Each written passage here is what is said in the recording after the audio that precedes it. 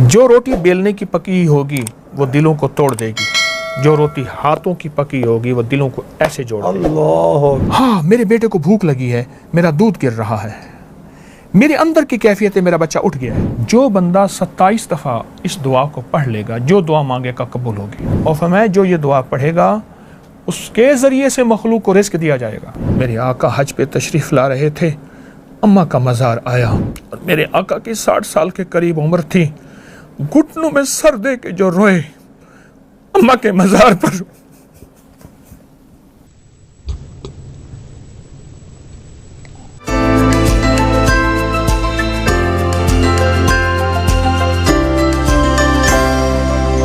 साहब ये जो मैं मेरी जो अगर याददाश्त में है तो वो फिर मैंने अम्मी के जो यानी पोते और नवासे उनको भी इसी तरतीब में वो देखा कि अल्लाह वाली कर खुशहाली तू यूँ ही देता है तू यूँ ही पाली। ये जो थपकी है जिसका भी आपने भी जिक्र किया, अब ये हाथ तो वो होते, लेकिन ये थपकी ये देना जो है ये क्या कर देती है थपकी? जो रोटी बेलने की पकी होगी वो दिलों को तोड़ देगी, जो रोटी हाथों की पकी होगी वो दिलों को ऐसे जोड़ देगी। अल्लाह अकबर। बेलने की आप कह रहे हैं वो तोड़ेगी, जो ये होगी ये जोड़ेगी। हाथों का दो असर है, दो हाथ आपस में है। इसी तरह जो मशीन की थपकी है कि मशीन मसाज वाली है, जो हाथों की थपकी है उसमें 7 तवज्जुहात भी शामिल हो रही हैं, कैफियत भी शामिल हो रही हैं, वजद और विजदान भी शामिल हो रहा है, दर्द और हमदर्दी भी शामिल है।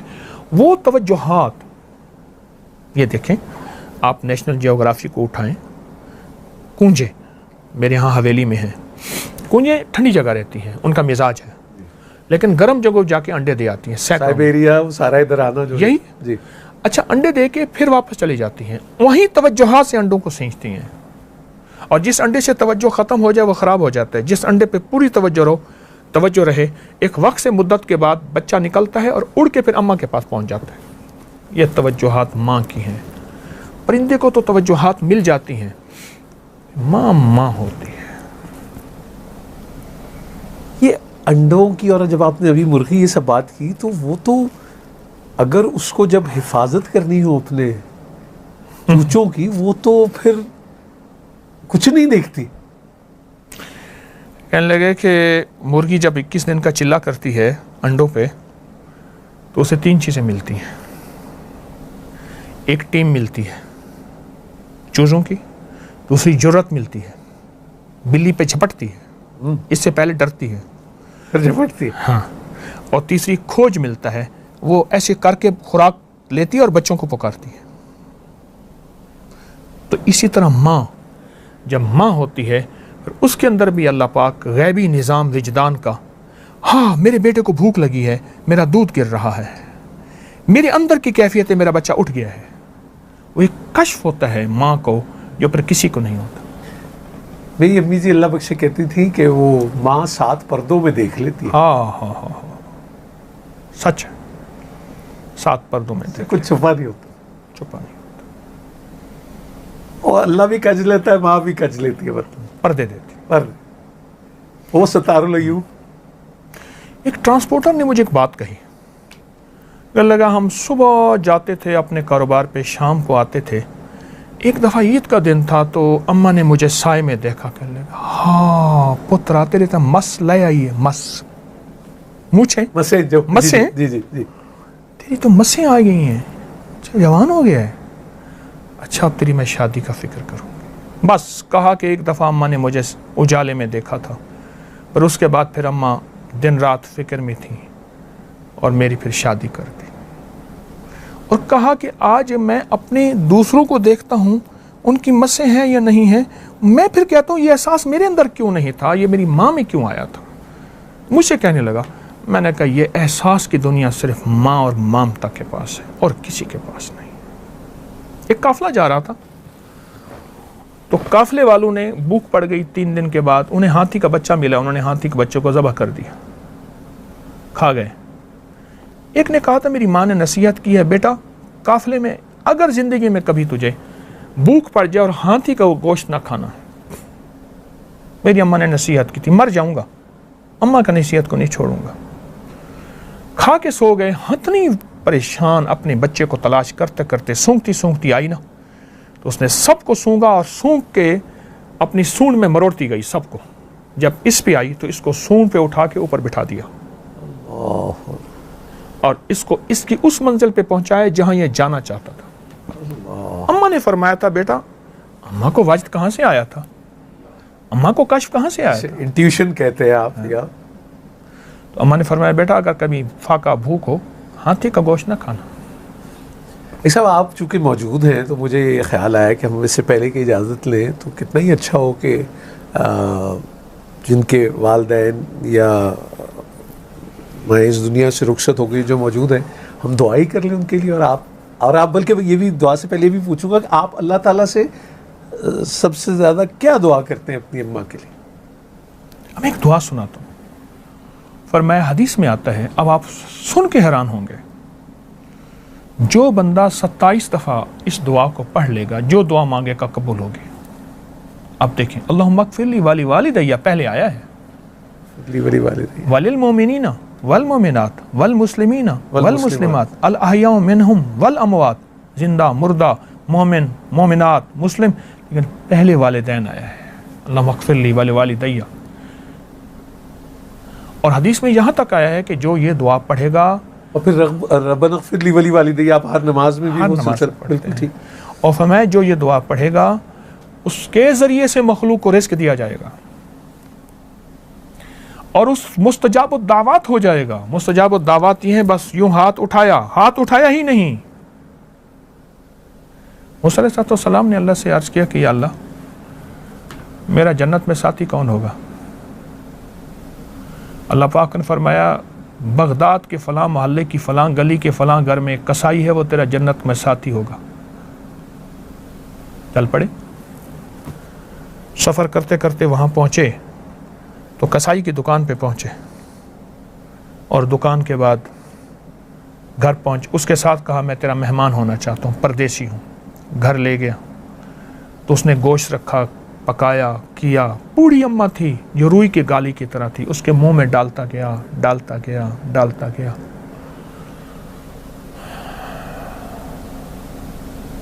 اماں کو کھلا کے پھر بچوں کو کھلایا, خود کھایا.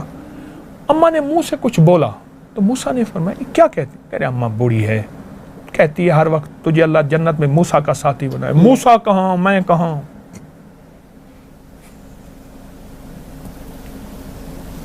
موسیٰ کہاں, میں کہاں؟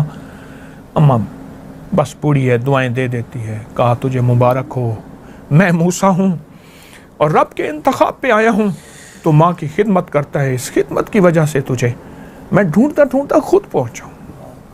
تو یہ جو اللہم اغفر لی والی والدیہ والی دعا ہے, اگر اس دعا کو پڑھا جائے اور والدین اور مومنین مومنات سب کا تصور ہو, اور جیسے آپ نے فرمایا رب اغفر لی والی والدیہ, ہر نماز کے بعد یہ نماز مکمل ہی آپ یہ دیکھیں نا, یہ نماز کے بعد اتحیات میں کیوں ہے؟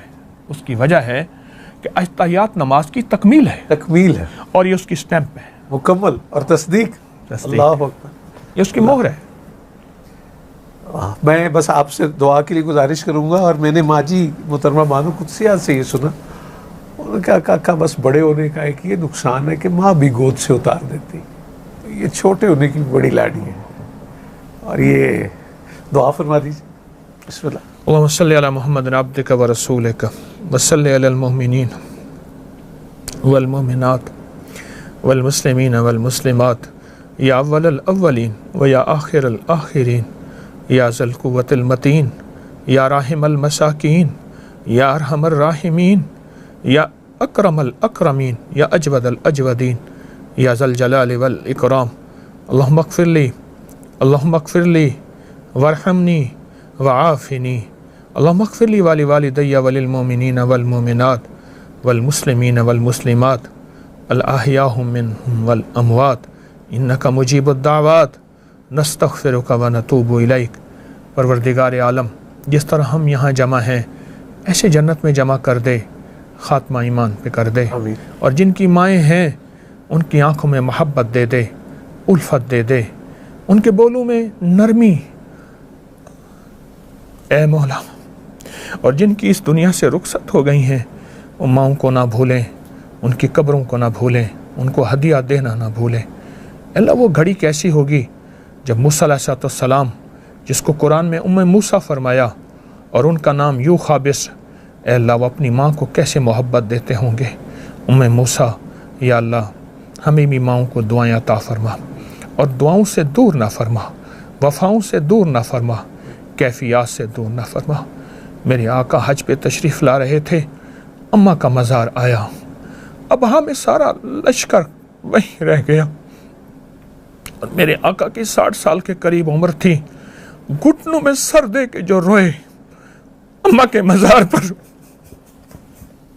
ایک گندی مکھی ہوتی ہے وہ گندگی کو تلاش کرتی ہے، ایک شہد کی مکھی ہے وہ پھولوں کو تلاش کرتی ہے۔ قرآن پاک کی آیت ہے، میری زیر زبر کمزور ہو سکتی ہے، یہ آیت والدہ صاحبہ نظر بد کے لیے ملک میں تھا تو وہاں یہ آیت لکھی ہوئی تھی، دعائیں پیچھا کرتی ہیں، بد دعائیں پیچھا کرتی ہیں۔ اپنی کی ہوئی بندش وہ ہوتی ہے جس کو ہم بھول جاتے ہیں، کسی کا دل دکھایا اس کی بد دعائیں ہمارا تعاقب کر رہی ہیں۔